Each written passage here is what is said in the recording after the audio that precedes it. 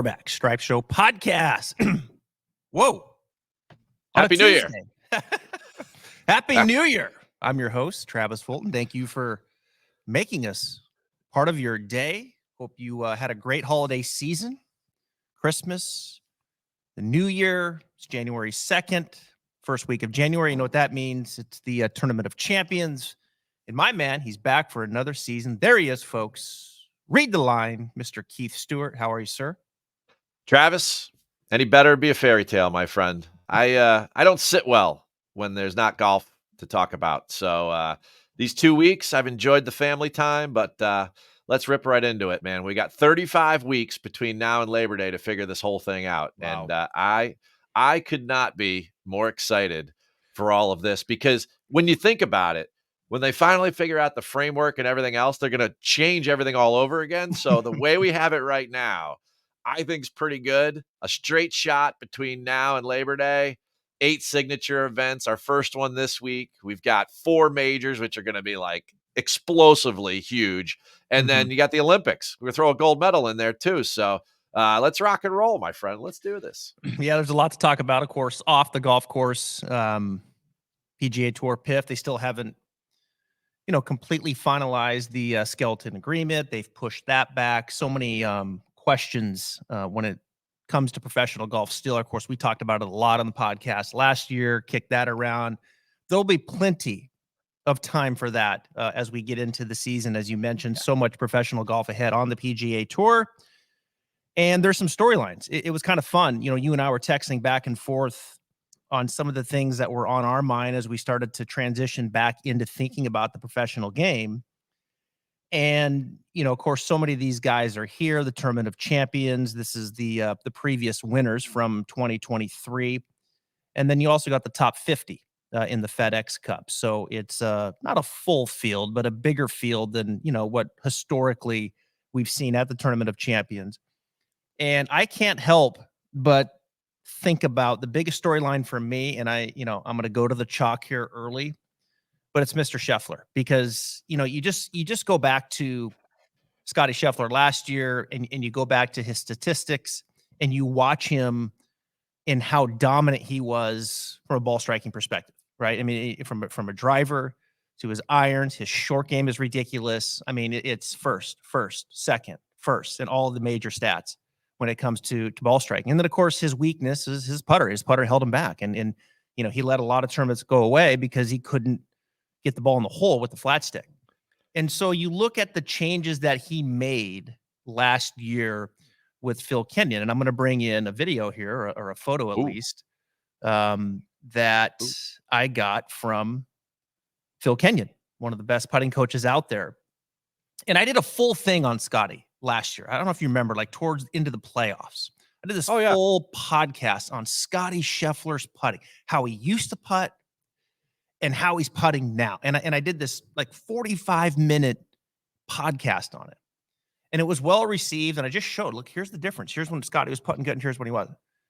And so I said, look, I think Scotty needs to kind of go back into this direction, clearly, on what he used to do. Well, Scotty hired Phil.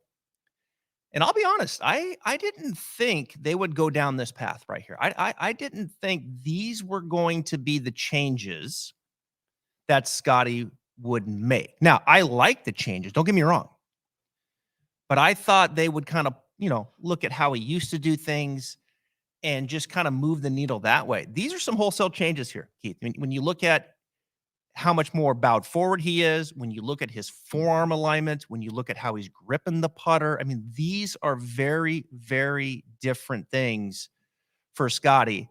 I think it yielded some pretty good results there towards the end of the year, and I'm fascinated to see what's going to transpire into 2024. Because make no mistake, if he's an above average putter, my prediction was he's going to win 6 times. So I'll start. That's my storyline. What are your thoughts on that? Well, I mean, I got good news for you. Last year at Kapalua was the best putting performance of his year. And he won twice. So he gained almost 3 strokes with the putter at Kapalua last year. Finished 7th. Place sets up perfect for him. At the end of the day, there's basically 2 major skill sets that you need to perform in order to do well at Kapalua. I'll throw on top of that, you need a little course experience. Mm-hmm. Seems like a great spot for debutantes, but really when it comes down to it, the last 5 winners have gained more than, on average, 5 strokes against the field with the flat stick. These are the largest greens on tour, Yep. approach putting, 3-putt avoidance, all of those stats, but really just making a ton of birdies. I mean, nobody's crying over John Rahm not being here this year. 2 years ago, he finished second. He made 33 birdies in the tournament. Last year, he made 30. Yeah. So, I mean, it's one of those things where you have to be able to convert with the putter. And then the other thing is that, I was thinking about this and I'm like, why do always like really good players always, especially ball striking wise? I mean, look at the past champions here. You've got guys like Rahm, you've got Tiger, obviously, JT multiple times, DJ, Jordan, right? All these really, really world-class players. I mean, the last 10 years, there's only been one winner with pre-tournament odds over 22-1. And Wow. that's Harris English. And Harris English went on a heater that year, right? And he Mm-hmm. was Yep. only 33-1. I mean, I think there's 3 or 4 winners in the single digits in the last 10 years. At least 3 I can think of off the top of my head. So, this is a place that really caters to, with the terrain changes and everything that's going on there. And everyone's going to say, well, oh, geez, it's the 3rd longest course on the PGA Tour. Yeah. If you just read the website, you're right. Okay, I totally get it. Par 73, let's add an extra stroke. Yeah, let's kind of emphasize length, 7,600 yards almost, 7,596, great. 11 par 4s, 3 par 3s, we'll remove a par 3. Those are too short. We need it to be longer, right? Mm-hmm. But this place it's up and down, and it's one of those places with 100-yard wide fairways that everybody bombs driver, and they have these collection areas. I thought one of the coolest things they did last year in the coverage was that on 18, they took drone footage of the ball rolling out after it landed. You remember that?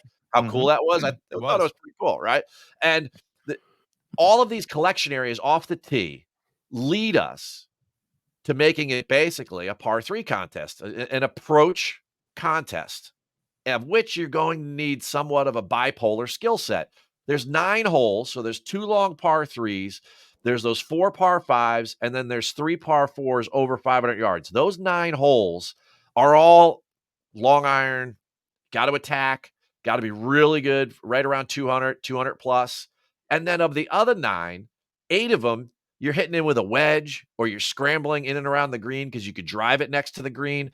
So that sort of skill set, it totally caters to Scotty, right? Mm-hmm. When you think about it from a ball striking perspective, we're going to have 8 holes where you're using a wedge on approach. We're going to have 9 holes where we're trying to reach par 5s and 2, or we're playing 550-yard par 4s. Like that's what makes Scotty and guys like Victor and the top of the board. I'm sure his name's going to come up a bunch, but I mean, like, can you think of a better place for Colin? No. Right. And look at his track record there. He's an unbelievable wedge player. And when you put a long iron in his hand, he's really good at that too. He's not super long, but when you give him 50 yards of rollout to the same collection area as Scotty, well, geez, you're giving people a chance. And when I break it down and you look at it, it's tough to get away from Scotty, but I think other people do have a chance based upon what it is they do well and what this place requires. Well, I mean, Morikawa was, what was he? 6-shot Yeah. advantage, 7-shot advantage going into the final round, and just pewtered it away. Now, of course, John Rahm, who's the defending champion, and of course not here as he transitioned to live, but Morikawa, we know, can get himself around this course. And then, I've been watching Morikawa and the work that he's been doing with this short game. And of course, folks, this is what we do here on the pod. I know we got some new people coming in for 2024, but we give you the full gamut here. It's not just professional handicapping from my man, Keith Stewart. It's professional breakdown of the best players in the world and who they work on and why they work on it and what the direction of that is heading, their overall game. And Morikawa, my man, been working with Parker McLaughlin, short game chef. I think he's starting to show some signs. Maybe there's a little more stability, a little more consistency when it comes to his putting. I know he's working with Mark Blackburn, who's kind of the guy now, the new number 1 ranked teacher in the game. And Mark's going to be joining us. I've been texting with him over the last week. He's been on the podcast a couple times, and he'll be joining us here in January to talk about not only some of the work he's doing continued great work that he's doing with Max Homa and some of his other players, but also now Mr. Morikawa. So, look, Colin can get himself around. We know that when he goes, we know he's not afraid to win. Yeah. The other thing I was thinking about Oh, going into this, I saw a couple pictures come across. I mean, look at this. I mean, we might need the catalog this year to figure out who the hell these people are. I mean, does that look like Scotty Scheffler to you on the left? looks like John Rahm. I should Who say said John Rahm program. left? Looks like John Right? Rahm. Looks Hey, like the John Rahm. program. Yeah. Look at Jason Day. I mean, I there's a few of these guys I'm looking at. I'm like, oh my god, that is Scotty Scheffler, when right I there. saw that picture of Jay Day, I was like, "What are we doing?" I was looking for pleats in his pants. I mean, I was like, I don't know. Stephen Malbin, you got me, man. It's who So you got knows. Scheffler up there. He's 6-1. All Hovland right. comes in. He hasn't shown much form here. He's 9-1. We just talked about Morikawa. He's 12-1. He's going to get a lot of play. Then the next guy on the board, you're telling me we're already Ludwig Yeah. Aberg at 14-1. We're already saying this guy belongs in that class, in that conversation. Already out of the gate, he's mixed in with Scheffler, Hovland, Morikawa, Cantlay, Schauffele. Of course, where did he get his win? He got his win at RSM. He was a star at the Ryder Cup. How much stock you putting into Ludwig this week? Well, this is definitely one of those courses. It's super predictable. And when you look at, one of the funniest kind of things I remember every year is that when you come to this place, like the number one comp course for Kapalua is Augusta National Golf Club. Mm-hmm. And you're like, man, these two places couldn't be any more different. It seems like, well, yeah. But when you start to think about the terrain changes and the, oversized greens with a lot of undulation and then a lot of scoring with a wedge and it being a second shot golf course for sure. Well, geez, I mean, that sounds a lot like, Magnolia Lane. So I think I would like to see somebody like Oberg or some of the other guys we're going to cover have played here before. I think there's Yeah. 17, you were talking earlier before we came Mm-hmm. on, 17 or 18 guys that are rookies for Kapalua. And with the extended field now out to 59 guys and 38 in the top 50 in the official world golf ranking, can a rookie win here? Sure. I mean, a guy like Ludwig could. He has the skill Yeah, set to do sure. it. He really does. But I like the guys that have played here at least once because it does seem like a very unique golf course. Yeah, I agree. It's amazing how quickly Ludwig has come onto the scene. I mean, I had him on the Yeah. podcast his senior year at Texas Tech before he turned pro, and we talked about live golf approaching him and all that. And I just came away from that conversation, and it just you walked away thinking that the professional game in the next stage is not going to be too big for him. It's just not. I mean, his Yeah. game is going to transfer. He's one of the best drivers in the game. I think it'll be interesting to see how elite his iron game can be. He seems to check all the boxes with the short game and his putting, and the moment doesn't seem too big. Luke Donald put him right into the fire, handled himself beautifully. He's already got a win on the PGA Tour. Now he comes down into Sentry Tournament of Champions, first time playing the Plantation course, and I don't think anybody'd be surprised if he just went around there and shot 29 under and won. So it's he's another one of my storyline guys. Just how good's this guy going to be? Into this full season on the PGA Tour. I'm glad you went there with storylines for a second before we get Okay. too deep into the board because it's the start of the year and there's a couple things we need to talk about. And one of the things that I love, I mean, everyone loves to speculate who'll win what major, do this, who's going to have a breakout season. But one of my favorite conversations to have, and you're one of my favorite people to converse with, is the top 10 in the world ranking. There's going to be 3 or 4 guys that are going to fall out, and there's going to be 3 or 4 guys that jump in. Is Oberg one of those guys that's going to jump in? Right. Is Morikawa going to jump back in, right? So when I give you these 10 names, right, who's coming out, right? Because you start, I mean, you get the who's who here. Scotty, Rory, John Rahm, right? He'll fall a little bit, but you never know what'll happen there. Then you got Victor, the Iceman Cantlay, X-Man, Homa, Fitz, Brian Harman, Wyndham Clark. That's your top 10.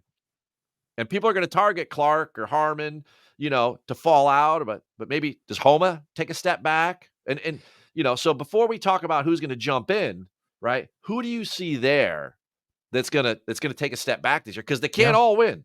Somebody's so other guys are gonna win that are not in that top 10, and they're gonna jump in there. So who here is gonna take a step back this year, do you think? Well, Rom is obvious. He's not going to get the points, so that's one he's going to fall. But on in my notes, I had Wyndham Clark to talk to you about because Oh, you all right. pounded the drum for Wyndham Clark a lot. You were out in front with Wyndham Clark. And of Yep. course, Wyndham Clark had a fantastic year. I think he got a little over his skis at the Ryder Cup. Um, Yeah. Yeah. but look, Wyndham Clark took the next step. And we talked about how, he handled his game. And really when you look at professional golf today and how some of these players will, gravitate to a teacher and they'll stay with the teacher and some will jump around, but most of them have a teacher. And Wyndham Clark's had a teacher most of his career. From a technique standpoint, he kind of decided to go on his own. Now I know from the mental side, he does some good work there. It's what's her name? It's anyway, we'll come back to it. But Wyndham Clark, for all intents and purposes, took a lot of stuff on by himself. Just kind of taking more ownership in his game and maybe not leaning as much on his coaches. And that was I thought that was interesting, especially in today's era. He handled it beautifully. I think Wyndham Clark kind of grew up a little bit last year. And he went out, took ownership, and really moved his game forward. Couple wins, one of the top players in the world. So I'm interested. Can he stay hungry and continue down that path and stay in the top 10? I would tend to think Harman would probably move out before Wyndham Clark. I'm not ready for Max Homa to come out of there yet. I think Max Homa is still hungry. I think Max Homa's game is still improving. It's just a solid game. Does he do one particular part of the game like exceptionally that much better than everybody else? I don't know, but it's just solid across the board. But I think Home is hungry. I think he'll continue to stay in the top 10. So for me, it's probably Harman comes out, Clark maybe, and then how far will John Rahm fall? All right. All right. Is that I in line? And here's your boy. Look, let me bring him up. Here's your boy right here, Wyndham Clark. I mean, it's never been a question about like the dude striking it. He's one of those guys, man. Like I've told you this before. Like when I walk the range, like you kind of stop. Yeah. Like everybody's good. Like, you know that. There's like guys you're like, whoa, let me hear that again. Like let me hear that sound again. He's just one of those guys that can just pierce it. No, And he so it's cool flushes to it. see him put it together. Yeah, it's cool to see him put it more together mentally, take ownership. And so let me ask you, spin it back. Does your boy stay in the top 10? Does he stay hungry? Boy, I tell you, it's gonna be tough. It's gonna be tough in that last 5. I feel like I'm not so sure. I'm gonna give you a hot take. I'm not so sure the X-Man is up for 2024. Okay. I think there's a lot of drama in that camp. And he's not going to be, I mean, he's a perfect example this week of a guy that you'd say, okay, yeah, book him top 10, right? At Kapalua. He's won Yep. here before, perfect skill set for it and everything, but not a lot of people are talking about it. I wonder why that is. I'm with you on Homa. If we're doing a little buy sell top 10 for Homa this week at Kapalua, I would buy. For sure. He was top 10, top 5 last year there. And I think Max Homa is like what happened to Scotty at Whistling Straits at the Ryder Cup is going to be similar to what's going to happen to Max Homa in Rome. I mean, it when you think about it, when it comes to Bethpage, Max Homa could be the heart and soul of our Ryder Cup team. And that level of confidence is going to get you a couple more wins. And you think about the golf courses that they play that he's good at. Well, he's good at Torrey. He's good here, right? He'll be good at Pebble. He's good at Waste Management. He's also really good at Genesis. Why wouldn't he play well at, he's good at Wells Fargo. So, the big thing for this year is going to be, can Max build upon his one top 10 in a major that he had last year, first time Yep. ever? Can he do something there? Harman, Clark, I think are going to fall out because I think it's tough to get away from the fact that somebody like a Tom Kim or a Jordan Spieth. I mean, Jordan Spieth, Colin Morikawa sitting there. These are the guys sitting in the next 5. Tom Kim, Turl Hatton, Colin Morikawa, Tommy Fleetwood, Jordan Spieth. You tell me 3 of those guys aren't going to win at least this year, if not multiple times, or contend a bunch, right? I mean, Well, Spieth, Spieth is always interesting, right? I mean, he just yeah, you can't ever wrap your arms completely around Spieth. I mean, you forget back in August and how the season ended. I mean, that guy was hitting the ball all over the place. His ball awful, striking was terrible. awful. BMW Tour Championship. I mean, he was What is losing what 4 is strokes with his irons. I mean, it was terrible. his And wife was so, 8.5 months pregnant, though. yeah, You know, I know. I mean, Yep, his world was a mess, and your right, grip on your clubs like a grip on your world, right? So for sure. Yep, and that's where baby I was comes going. out in And September. Yeah, okay, all right. yeah, there were some reasons for sure. Now, but here's my concern with Spieth, right? But he's always been up and down like that. He joins the policy board, and so another storyline that I had was Rory jumps off, Spieth jumps on. Ooh. Why in the hell would you want to be on the policy board right now on the PGA Tour? I mean, I guess like, hey, it's a critical time. I get it, and I want to make a difference, and I want to protect the PGA Tour, and I want to try. I think I can save it, and okay, so I get that line of thinking. But my God, I mean, you could see it in Rory's face how exhausted he was, and I was shocked how good Rory still played. And not only being the face out there and taking the bullets in the media, and then having the carpet ripped out from underneath you by Monahan and team, but he had to have all the conversations with the player in the locker room too. And so that's just a lot to take on. And there's so much uncertainty. I'm happy Rory is out.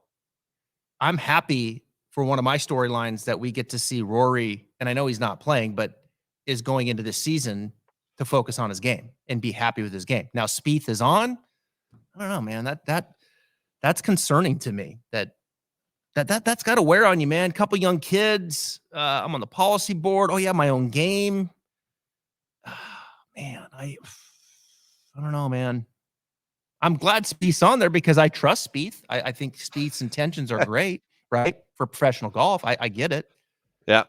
But man, I'm selfish, man. I love Spieth hitting on all cylinders on the golf course because he's must watch TV. You know, when Spieth's Yeah. in contention, he's must watch TV. So anyway, that's an interesting one. But back to your top 10, I think let's go back to Xander. Let's go back to Xander for a second. Sure. Because Okay. Yeah. Xander is in the field. Yep. 16 Um, plus 1,600 this week. right. He's And one of your so top 5 favorites.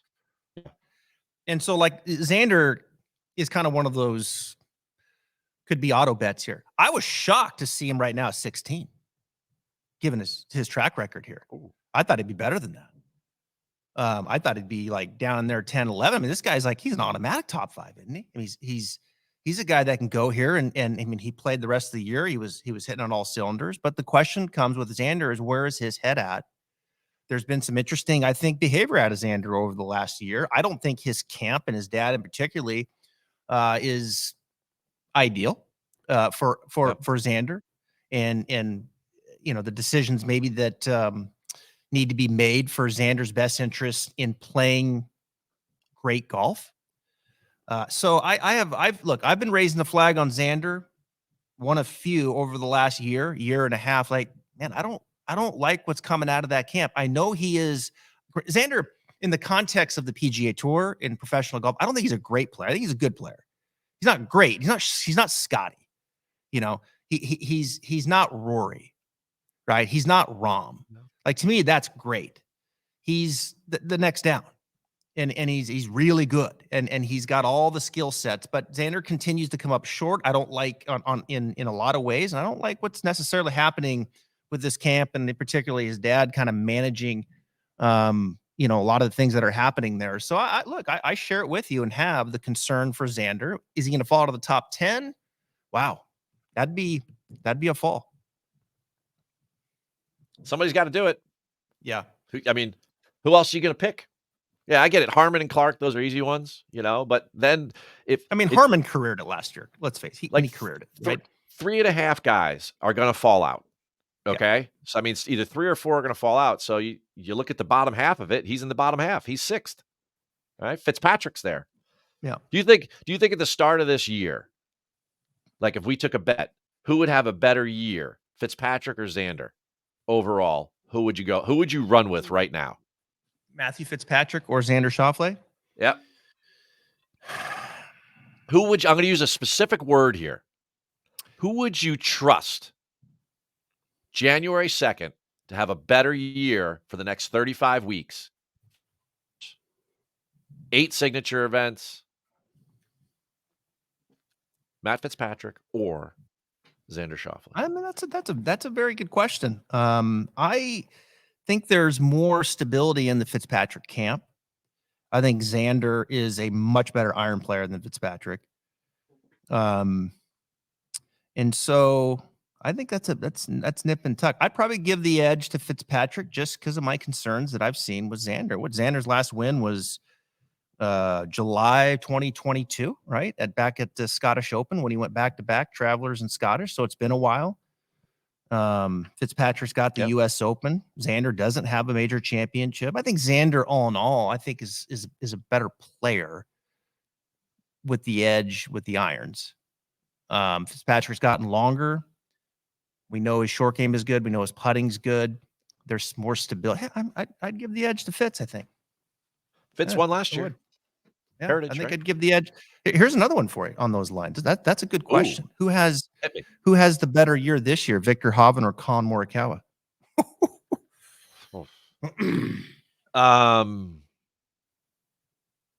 I think you're going to see a lot of pressing out of Morikawa early.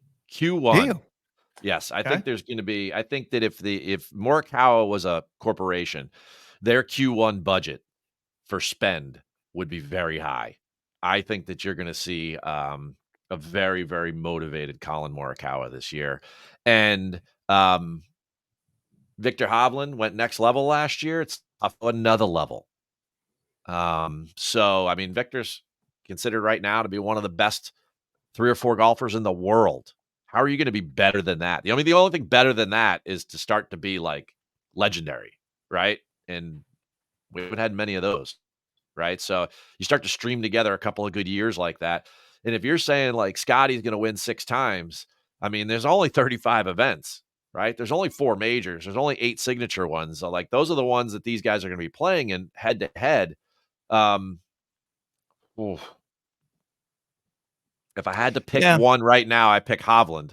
But I think you're going to see a lot of opportunities to go after and to wager on Colin Morikawa here on the West Coast in Q1.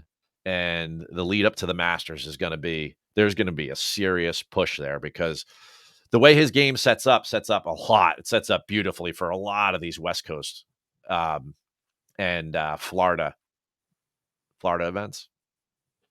And he won the Zozo, right? People forget that. Morikawa, he's 6th of the Tour Championship, putted like a dog. Yeah. You know, it's you know, I think Hovland's good for a couple wins. What he had 3 last year, including the last 2 we saw him. 2 playoffs and the Memorial, pretty good. Yeah, I just think Scheffler is just the next gear. You know, if he just putts slightly better than average, he's going to win 5 or 6 times. And then I think, okay, Morikawa's in there or Hovland's in there a couple times. You know, and then now Morikawa, can he get? Yeah, he'll probably get 1. I think you make a good point though on the fact that there's a lot invested early. I mean, because the one thing you'll say with Morikawa is he has invested in his game. His longtime coach from California, he made he left him and in the fall went to Mark Blackburn. That was surprising, you know, to me that happened. There were some early dividends there with the Zozo, and so how does that transpire into the new season? I know he's been working hard in the short game. You know, where's the putter at? Can they find some consistency there? So yeah, there is a lot of investment, a lot of new, and that's fun and exciting. And I think the early dividends helps, but how will that play out over the entire season? I think is another interesting thing to take a look at. And are there early dividends before Augusta? Right? Is it tracking the right way? All right, I'll wrap a quick bow on Morikawa real quick. Rick Sessinghaus, PGA professional, who is his longtime coach. A lot of people forget yes, he was his swing coach, but he was also his mental coach. So you just wonder if, you know, how Colin's going to handle that part going forward, because Rick was covering both sides. Yep. And changes happen. It's all good. I mean, the best in the world, Tiger Woods, changed what, 4 or 5 times. It happens, but at the same time, Rick just wasn't the swing coach. So we'll see where that goes. But I think we're going to see some really good things out of Morikawa, and a lot of pressing early. And this is why he finished the year last year, FedEx Cup season, in the 30s, and he's in that middle tier, right? So if we're going to go down there now, and everybody loves their statistical analysis of these things, of these events, and they've got programs with which to run models and do all of these things, a couple of names that are in that 30 range. We've Okay. touched on Spieth already, but Hatton and Fleetwood are two guys last year that definitely didn't get across the finish line, and they played big in some big events, Hmm. right? And they didn't win. And you could say, oh, well, the Canadian Open was bad luck. I mean, Fleetwood should have closed that thing out. It never should have been a 75-foot eagle putt, and a concussion on Adam Hadwin. It shouldn't have been that. It shouldn't have gone that far. And Terrell Hatton was there at the Players, and he had just a fantastic spring, which is top 10 after top 10. Do you feel like in the 30s, are those the types of guys you're looking at? Or is there another name around there that kind of catches your fancy? So I'm talking about Spieth, Fitz, Fleetwood, Finau, Hatton. When we go over to the board here, Sung Jae. There's Rocket Ricky. How about in that land? Yeah. Well, I think in the middle of the board, I mean, I'm with you in the beginning. I'm definitely leaning more up top. Sometimes the middle of the board looks really good, and then sometimes it doesn't look that good. And Oh yeah. I don't think it's really all that attractive for me. This week, the middle of the board. I think you bring up a lot of good points. Fleetwood has done everything on the PGA Tour, everything except win, right? And who's going to get their first win on the PGA Tour? Tommy Fleetwood or Cameron Young? I mean, that's another question you could ask, Ooh. right? Can Yeah. Cameron Young get it back together into this year? Fowler got motivated, got back in the winner's circle. Where's his head at? New wife, Yeah. baby, etc. How comfy? I mean, these are the questions I think are interesting. These are human beings. A lot of these guys have been out there a long time. They don't need money.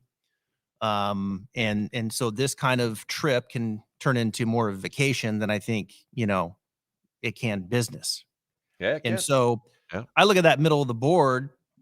I would say if I had to go somewhere in the middle, I'd probably go Hatton at 30. Oh, I walked you right into that. Yep. All I'd right. probably go Hatton. So That's my guy.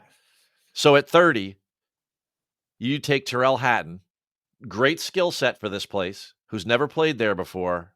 And at 30, I'm going to take Matt Fitzpatrick, Okay. who's a proven winner and who has played there before, and also has the skill set for that place. You think about the par 5 scoring, which is one of the places you have to completely just destroy this place. And with Fitzpatrick's speed off the tee and his scrambling and putting, I mean, he's a par 5 king. He's top 5 in the field in par 5s. So when you start to think about it, Terrell Hatton hasn't played there before. Yes, great iron player, great putter. I know that's where you're going. You're going with the putter there or whatever. But at 30 to Right. 1, But Fitz you has the compare putting those too. two. You compare those two guys, right? I One of the things, they talk about New Year's resolutions. Well, you have to make some in betting, because we've all made mistakes in previous years. But win equity, I don't know if in 2023 I paid enough attention to win equity. And then when you Mhm. go back and you look at who's winning, it's people that have already won for the most part. And a lot of that had to do with the year before. We had a ton of first time winners. So yeah, there's recency bias. But man, when you give me Tommy Fleetwood, Terrell Hatton, and Matt Fitzpatrick, and you say, well, why is Matt Fitzpatrick winning of those English guys and these other two guys aren't? It's just interesting to me. It's just Yeah, something it I is. think about. Keeps me Yeah, up at night. no, it's a very good point, because if you put Fitzpatrick's stats next to Hatton, and Yep. you took the names away and you just looked across the line and you looked at like, putting, strokes gained putting, and you looked at some of the key stats this week, 150 to 175. You look at wedge play, you look at birdies, you look at opportunity gain, like all these things that are going to factor in. Yep. And Hatton's line is much more impressive. I mean, it really is. I mean, it's It is. much more impressive than Fitzpatrick, but what Hatton doesn't have is the win equity that Fitzpatrick has. So that's a Yep. really valid point, and one that you have to weigh in. And look, and it's Hatton's first time as well, which works against him. And so you bring up a lot of good points there. It's like, okay, do you sacrifice some of those stats for, okay, he's played here before, he's won here before, all of those things. And I think the bigger discussion on the storyline are, these are the guys that are looking for that win, are looking, are looking for that next step in Fleetwood, right? Trying to take that next step and get the monkey off his back. And I think, does Cameron Young start to feel a little bit of that this year? So That was a good question. I mean, Fleetwood or Young? That's a great question. Hatton won API, right? He did. Yeah. A couple years ago, he won it on that brutal weekend. The 10 under. Yeah. Yeah. I mean, Hatton, to be fair, Hatton has definitely won a big event. All credit to him as a PGA Tour winner, but the Fleetwood versus Young, who will win first question is a great one. That would be, I mean, if books are listening, and if they aren't, they should be. But if they were listening, you would throw that up and you'd get a lot of people to bet that as a future. When you think about it, it's I'm with you. In the middle of the board here, there's a couple names, win equity, that stand out, Jordan being one, Fitzy being the other. But then, and it gets dangerous in this, but we're not going to go on forever here today. I know that. As you go further down the board, is there anybody over 50 to 1 that will Eric Cole ever go away? No, the guys, he won't. He was like top 5 in every event he played in the fall. And, is Eric Cole going to win before Cam Young? I don't know. Like you've got some guys down here, right? In this above 50 to 1. Is there anybody there? I mean, in the prop market, we could have some fun with some people here, but is there anybody down there that catches your fancy? Well, I'm a bit of a Cameron Davis homer. So it's you don't have to talk me into sprinkling a little bit on Cam Davis, who, had a nice fall when you look back at it. He was 6th at the FedEx St. Jude, 40th at BMW, kicked 3rd at Fortinet, 7th at the Shriners, 12th at Zozo. I mean, this is a guy, and I told you back in the summer, I felt like Cam was finding his footing on the PGA Tour. He's another guy that let his coach go, and I think is kind of doing it more on his own, and perhaps kind of growing up right before our eyes. Excellent driver. I think a good iron player. I think good wedge player.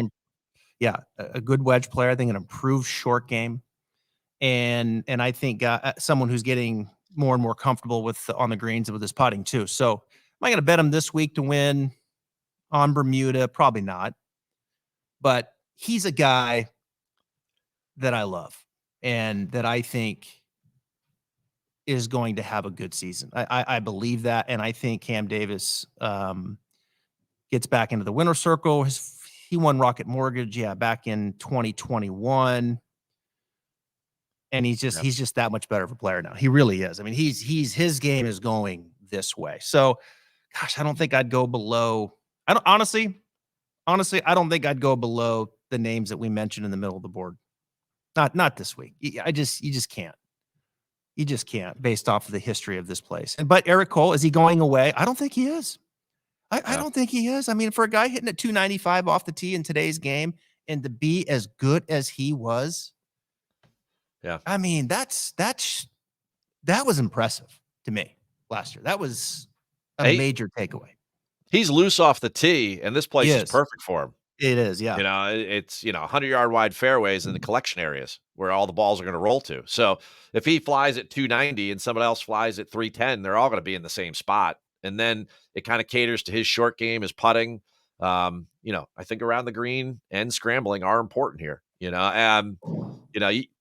As usual, we're usually in lockstep on at least one guy every week. And there's only one guy over 50 to 1, although Hideki catches my attention at 55 to 1. There's that But win equity. yeah, oh yeah, yeah. And he's the guy. He's the guy who can go nuclear. I mean, folks, remember, the last 5 winners, the average winning score is 25 under par. Right. John Rahm the last 2 years made 63 birdies. So, you're gonna have to be that guy that can score. And at 80-1, I'm interested in the Cam Davis thing. There's a prop out there, low Australian. It's either he or Jason Day in new clothes. Jason Day's favored. You can get plus money on Cam, 4 rounds. What's interesting to me about Cam Davis and why he's probably the only guy down there that I give a chance to is that in the last 20 years, there have been 6 Australians that have won at Kapalua. But if you go back and you look, the Mark Leishmans of the world, the Adam Scotts, they've always all played well there. Mm-hmm. And I wonder why that is. Well, Yep. we've already talked about there being a comp course being Augusta National, right? So Australians have been good there before too. But I also think it comes from the fact that they go home and it's summer down there. Yep. So they are in practice mode where it's like mid-season form, whereas like Jason Day lives in Ohio. Like what's it like there right now? Well, what's it like in Jacksonville? Is it even Right. really nice in Jacksonville right now? I could tell you it's not nice Philly. in New York City, right? But like, Yeah. at the end of the day, like I think if you're going to look at somebody down there, you really want to know what they've been up to. And it's been a bit of a break since RSM, and Cam had a great fall. Yep. He had to play some professional events in Australia, and then he's probably getting himself geared up. The start of his year last year, he was injured. A lot of people were talking about him after a great President's Cup. I think that he is one of those guys that's internally motivated. So I would not be surprised. Great driver, good wedge player, can get hot, won the Rocket. That's a place where you got to go. That's a birdie fest. So down at the bottom, that's the type of guy I would be looking at for sure. Matsuyama hadn't played great here. T31 or T21, T13, T41 in his last 3. Yeah, Hideki's a name.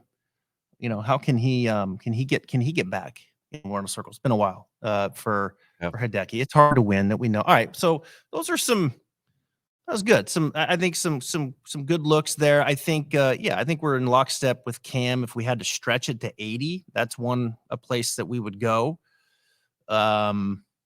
Middle of the board, not overly sexy, and I know you're going to be giving your final picks on Read the Line, but where are you going? Fitzpatrick, Hatton, we kind of kick some in there, and then you get back up to the top of the board. I think I am gonna go with Hovland or Morikawa rather. Obviously, Scheffler is a no brainer at 6. I mean, he's a 6-1. I don't think I'll bet at a 6-1, but could this be his first of 6? There's no question in my mind that could be the case, and I'll probably shy away from Xander and Spieth and Finau, who can't putt it in the ocean right now. So, Anyway, let's finish with this because I'll go. All right, go. Because I want to. Go. Well, I was going to say, one guy that's not in the field. Okay, one guy that's not in the field. Do you want to finish up your point on Sentry? Go ahead. The only other thing I'll say is that if you want to take Scotty, there are live betting markets. I wouldn't go first round leader with him because he's a great player. He's the type of guy that's going to warm up to an event. But third round leader, he's plus 650. Top 5, he's probably in the plus 150 range. And if you take him, maybe he has a bad first 9 holes on Thursday, and then his number gets up above 10-1. If you hit all of those markets, you can get close to a 20-1 on a guy and take him in some head-to-heads over the weekend where you can make money. So don't just be totally off the shelf. You're going to have to get creative betting this year, folks. You're going to have to do it because if Scotty gets that good, remember what Rahm's number was going into Genesis? It was like 0. So, we're going to have to find a way. And Scotty could be that guy. Now you're going to talk about some other guy. You have my interest peaked though, because if he's not in this field, how good could he be? Well, here's a couple. Yeah, right. Couple guys coming into the comments and we'll be going live, folks, every Tuesday on Twitter. So it's fun to see some of the comments coming in. Of course, we'll be posting it on the Stripe Show podcast, audio and video. Mr. Tweet says Morikawa revenge game? ? Could be.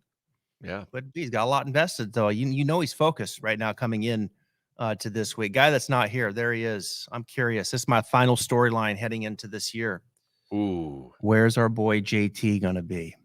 Been working hard on his game.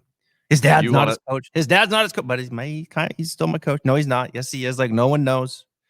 He fired his putting coach, John Graham. And I did a big thing on JT. I was going back through some of my videos from last year, and I put this up top there when he was making everything, winning everything, and then on the bottom when he was struggling. And again, you can see the difference there of was standing closer to it, a little closer to it, a little different in the neck, forearm alignment, just how those things kind of influence that putter head a little differently. I think JT was getting a little inside, a little too much. And then, of course, he was working on his swing, and he posted some of those swings with the pool noodles and all those things. And so I don't want to say, because we saw a better JT towards the end of the year, no question. But how manufactured is it, right? Because look, these guys can manufacture things. JT is one of the most talented in the world and can get the ball around and still score. And we saw it with Spieth when he was going through his struggles. You would watch him play, and you would swear he shot 7 over, and yet he was 2 under. And so these guys can manufacture, but can they free it up? Because if he doesn't free it up, then he's going to continue to fall. And the guys are just too good around him. And so my final storyline I'll leave you with is, what kind of JT we going to get with this year? And what does that putting look like? What does that swing look like? And how free is it? I think you found the one guy who's more motivated than Morikawa. Yeah. I'll leave it at that. I think there's going to be a return to some names this year. I think you're going to see some big years out of Spieth, JT, and Morikawa. I hope so. Yeah. I think Victor is going to continue to ascend, which means I think he's going to win a major. And I think that Scheffler wins 6 times. How high is that? Is that too high? Is that like 2 or 3 too high? I mean, golly, 2 in a major might be player of the year. He hits the ball. From tee to green, it's good enough to win 6 times, right? Like, that's the only reason I'm saying it.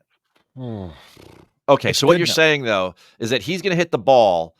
So last year, there was only one guy who hit the ball better ever, statistically, and that was Tiger, and that was the year he broke his leg and didn't play the second half of the year. So you're saying that Scheffler basically, for the length of the season, had the best ball striking year ever since we've recorded these numbers, and he's going to do it again this year? Close to with major improvements in putting. I mean, remember, he was like 170th in strokes gained putting. Oh, I know. I mean, it was absurd what he was giving. He won the players by 5, and he was 0.01 positive for putting. So he basically was flat with the putter, and he won the players by 5. Okay, so all of a sudden, this guy starts making putts. If there was a bet for 5.5 wins for Scheffler this year, I would definitely take the under. If you put it at 3.5, man, you definitely have a conversation for sure. 6 might be bullish. 4 seems appropriate. 6 is bullish. That might have been my second glass of wine when I sent that out. I don't know. Well, I got one thing left for you, my friend. Okay. We're out in the islands, so yes, sir. Little prop for you today. Man. Aloha. How happy is Mark Rolfing this week? Oh, and next. I mean, this is Super Bowl. Hashtag trade wins. Oh yeah.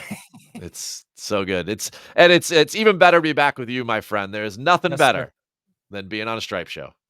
Keith Stewart at Read the Line. Go check it out. We'll be back live next Tuesday for the Sony. See you. Nice.